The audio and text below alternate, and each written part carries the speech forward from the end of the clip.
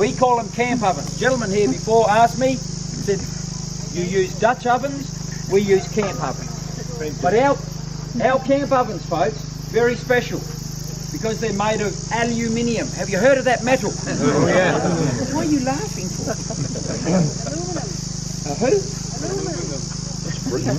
I would suggest that's a totally different metal. Well, yeah. Aluminium, okay? A glorious metal.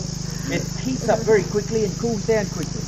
We use it out here because of the time factor, okay? That's the only reason. Now, Australian self-raising flour, or as we like to call it out here in the bush, just plain old flour. F-L-R, flour. Go and get some flour, John, okay? So we need a small handful of flour in the bottom of each of these camp ovens. Now, Beth, you can tell me the reason why I'm doing this.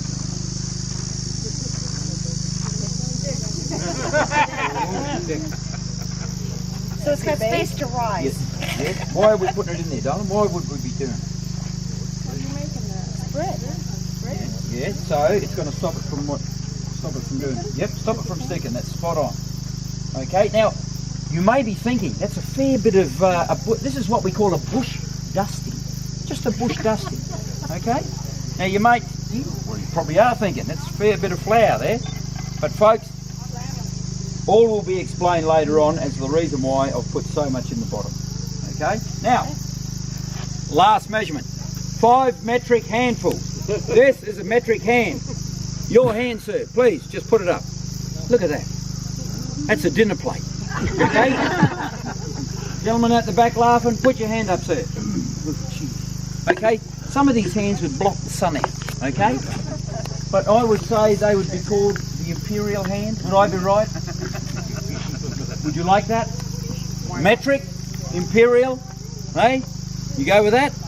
Happy days for you. Rightio. So what we need 5 metric hands. Okay? 5 of these little jiggers. 1.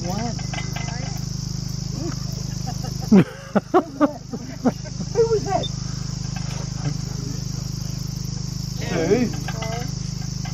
2. Oh, the hecklers are starting. I can hear them. 3. 4. Are you people trying to put me off here? I won't be able to do this properly, you know that. Oh, just put that down there. Put the lid on.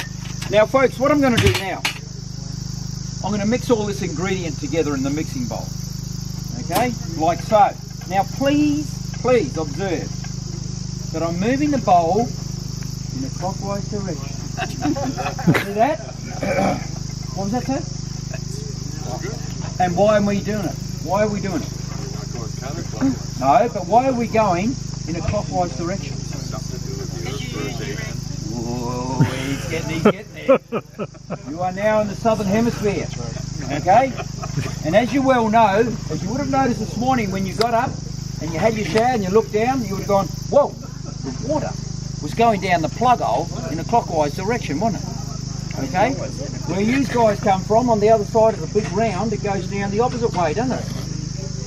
Who looks down when they're having a wash? Who looks down? Surely. Doesn't anybody look down and watch the water? Okay. Well, this is very important here, folks, because last week we had a young lass, her name was Mary. Have we got any Marys? Nope. Only one Mary. Now, Mary from last week, she professed to be a little bit of a chef. Are you a chef, Mary? That's probably good pea, darling. Now, folks, Mary from last week, we'll call her Mary too. You can be Mary 1, okay, Mary? Okay, so Mary from last week, she professed to be a little bit of a chef. She came around here and she said, John, do you mind if I take over doing all the mixing? And I said, Mary, knock yourself out, girl. Okay?